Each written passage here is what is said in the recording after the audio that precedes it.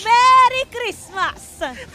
Ito na po, Game 1. Grabe, excited na ako sa mga discount, sa mga sale. Pasensya na po. Mga year-end sale, charot. Ito na, hinga malalim. Ito na po. Ito na, we're back. We're back na po. Pilipinas versus UAE Game 1. At mukhang na-sort out na nga po ang troubleshooting natin sa IASI. Hindi po yun yung artista sa Pilipinas. Oo, si IASI po. Si IASI Pressman. Iba pa po yun. Oo, si IASI guys ay parte ng mga organisasyon. Yan! Yan ang gusto natin pag mga madaling araw. Oo, di ba? Di ba? Kaya tayo inaabot para ma-experience natin yung ganito. Oh, tapos nawala yung snow. Hindi pero, kasi, sinabi mo kanina, may machine din tayo, parang... Kailangan pa, paano ba yung mga, kailangan mo si Michael Bublé? Oo. Yun yung paboritong patugtugin ng nanay. Ano nga mga sample na ka? White Christmas. Kung ko kakantahin mo, Wise man say. Ay, ganun pa, no? Parang nag-aaral ka ata ng voice lessons, Kaya ba ikaw yung kumakanta doon dati sa M3? Ay, M4 ba yun? Yung Hoy Moo! May Casey Tandingan. Baka nakakalimutan mo, nag-rap ka din doon. Ay, mas madami kang linya. Ay, yung mga rapper Ay, yung mga tayo din yun Hindi natin makakalimutan yun. Si Casey Tandingan and Nick Makino. Para sa mga hindi nakakaalam kung ano nga ba yun, ay i-search nyo na lang. Casey Tandingan, Nick Makino. Ang title nun ay... Lakas ng Pinas. Lakas ng Pinas. Hindi ko alam. Pilipinas lang malakas. Pilipinas sa malakas. Hindi lakas ng Pinas kay Alison Shore. Hashtag natin. Kay Alison Shore yun. Basta shoutout ka mo pala sa lahat ng mga kumanta. Para sabihin na malakas ang Pilipinas. Pero alam mo, bago tayo bumalik sa seryosohan laro, gusto ko lang i-request. Huwag na kaya tayo bumalik sa seryosohan laro.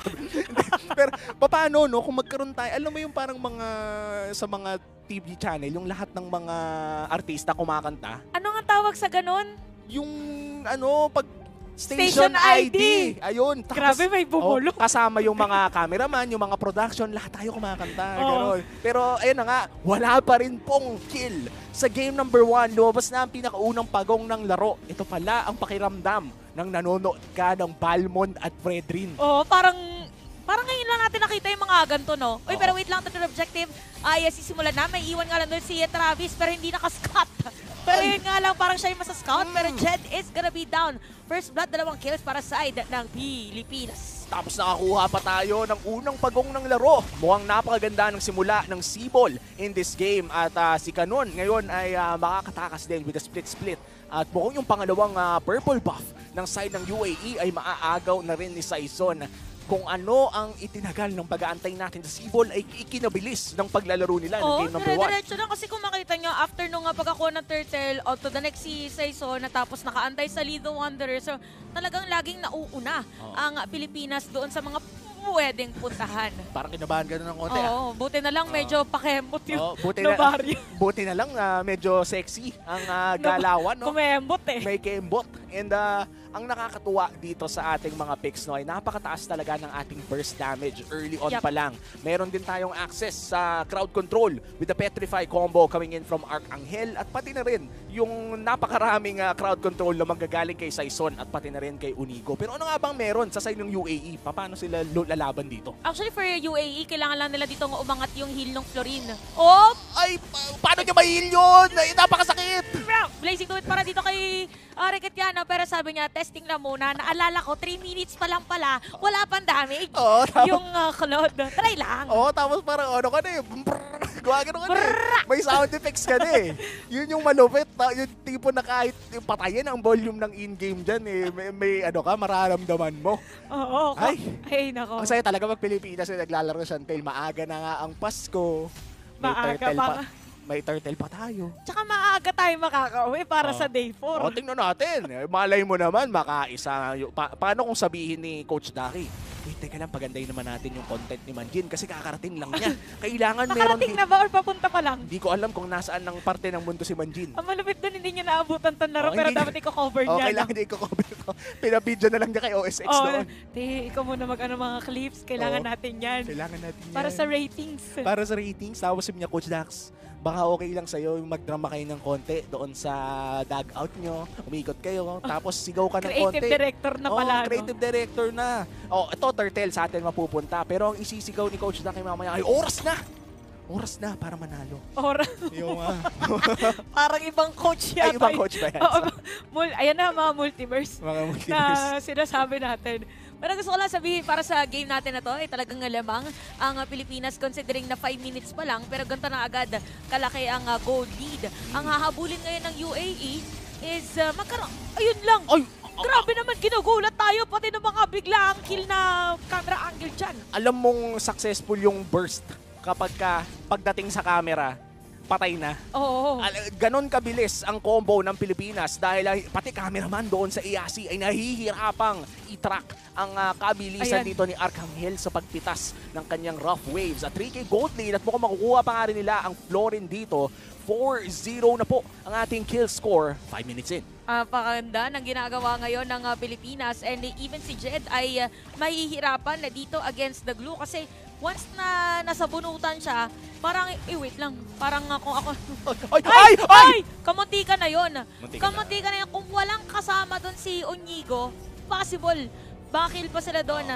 But Arcangel ulit, sobrang fast-paced na. Grabe. Hindi na nakakasabay yung... Medyo para kasama natin doon pero medyo totoo. Oo. Medyo totoo naman. Ipagpatawad nyo pero napakabilis po kasi Yes. talaga ng ginagawa ni Arcangel ngayon dito. Ito yung parang Kadita Masterclass ika nga na kapag lamang ka na, ituloy-tuloy mo na. Dire-diretso lang. Ang kinagandahan kasi kung paano mag-play si Arcangel o si Few, dati kasi siyang assassin. So alam niya, or dati siyang jungler din.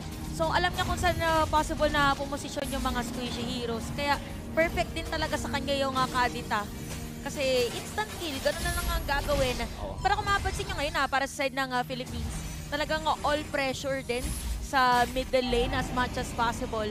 Pero dalawa from United Arab Emirates ang nagpapanggap muna. Oo. Nadamo. Ang ganda ng ng pwesto nila. And in fact, malaki ang chance na makaagaw si Travis kung tama ang kanyang timing. Pero mukhang si Saison ay mas maganda ang kanyang angulo with the retribution as well. Pero mukhang makakatakas naman ang kupunan ng UAE. Maliban na lamang kung may masapian siya dito, tapos nilangoyan pa. At ayun na nga ang burst na pinag-uusapan natin. Travis is down. Medyo risky plays para sa side ng UAE. Maganda sana merong poke, pero I believe medyo maaga din ang kanilang pagpasok. Kasi ayun nandun din naman si Canon nung time na yon. So I guess for Philippines talagang kanilang nakalkula na kung ano nga pwedeng mangyari sa moment na yon. At diretso na naman, nakita na natin to kanina nung first turtle. Diretso siya sa buff.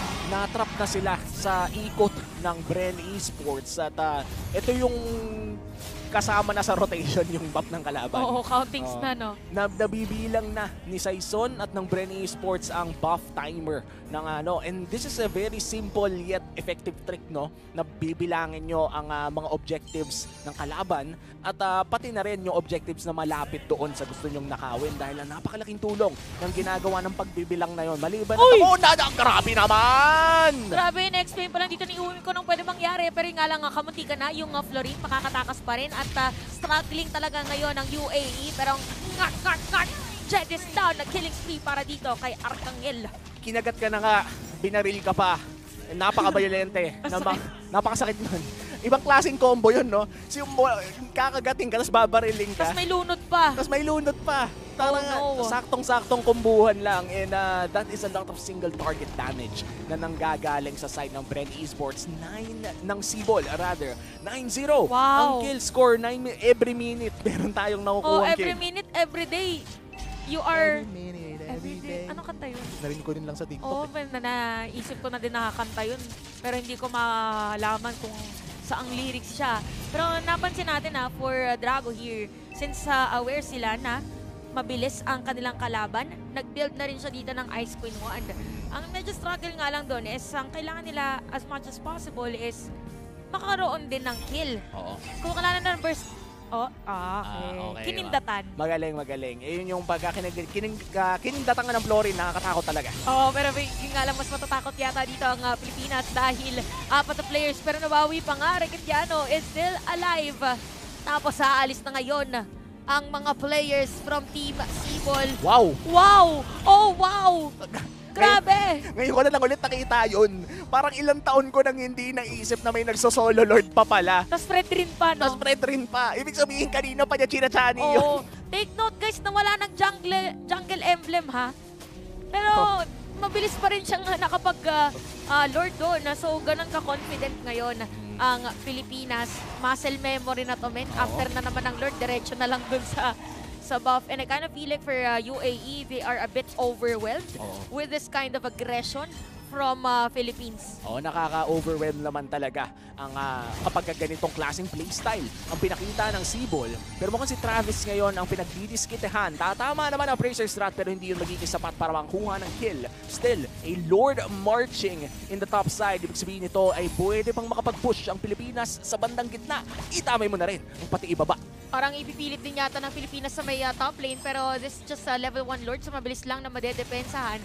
Although medyo compromise na ngayon ang pinaka-jungle area or farming area ng UAE. So mahirap, maghahati-hati sila. Pinasok ni Saison, taunt yung tatlo pero disengage lang muna para sa kanila. Mapipilitan dito na mag-split-split dahil meron nga din namang Torre na mag-hit dito kay Canon. Wala pang nakukuhang inhibitor turret ang Cball. Pero mukhang napabagsak na ata nila ang bandang gitna. Hindi ko lang naharangan lang ni Beatrix at ni Maria. Nagpanggap din na Torre. Nagpanggap lang na Torre. But still, this is a lot of turrets going to the hands of Cball, no? Kalbo na ang mga outer and mid tier 2 turrets natin. Inhibitor turrets na lamang ang natitira para sa side ng UAE. Isang Luminous Lord push. Dapat makaisa ang Cball dito. And for UAE, ang kailangan talaga nilang gawin dito ay pabagalin ang laro since they are running a Novaria Florin. Parang late game talaga yung late gamers. Tatlo yung late game, pati sama mo yung Beatrix. Oo, parang kailangan talaga tumagal to if kasi you're na-outlane siya eh. Kaya natin sinasabi, diba, usually si Beatrix naman talaga i-expect na tumaba din agad. Pero effective lang yun, or mangyayari lang yun pag naging effective yung early laning. Kaso hindi, kaya natin sinabi na late game lang din talaga si Boeasy dito sa game natin. And again, Philippines super flawless on this game. Hindi pa nakakaisa sa kanila yung kanilang kalaban. Pero take note na kahit hindi nakakaisa, ang UAE, nakaka-cheppy-cheppy sila ng paisa-isang Torre sa gilid. So yun yung pwedeng panghabol nila dito. Kailangan nila ng Travis cut. Yan. Galing.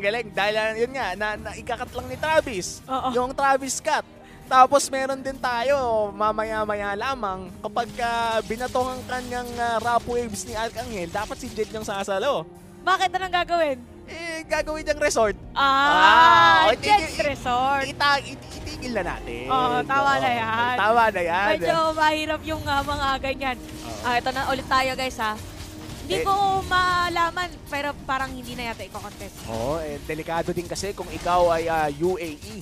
Especially ang laki ng kalamangan ng Cball. Around 10K gold lead, 11 minutes in. And malaking bagay yon. Ito yung mga tipo na medyo naisusulat na, ika nga na sure win na sabi nila. Pero nakakita na kasi tayo ng mga 10K gold lead. Miraculous na comeback, no? And ang mga pagka-miracle comeback, hindi ko alam, parang bumabalik yung pangalan ni Chakno sa akin. Yun lang. Parang kadalasan kasi ng mga miracle comeback, si Chakno yung lumalabas. Yung mga bigla, ang play na lang, ayun tinan mo, ang daming nagda-damage kay Saison, pero nasusustain pa rin niya at probably baka makakill pa nga siya dyan, if ever. Pero wag lang na magmamaasim kasi baka madelikado ang Pilipinas. But it's all about discipline right now for Team Philippines as the Lord will march in doon sa may top lane. Top lane na may Lord, mid lane, and bot lane with upgraded minions. Sino kaya ang unang papasok dito? Depensa nga bang malala? Pero grabe yung Hawkman! Saktong-sakto naman. Si Boeasy kanya makukuha doon sa kama ng Blazing Duet para dito kay Rakitiano. Tapos Travis ay hindi na makakatakas pa. Tatlo, triple kill para sa marksman ng Team Pilipinas. At si Jed papunta na doon sa resort. Makakauwi pa nga. Still alive. UAE pero madedepensahan ba? Tingnan natin kung makakadepensa. It's a 2v5.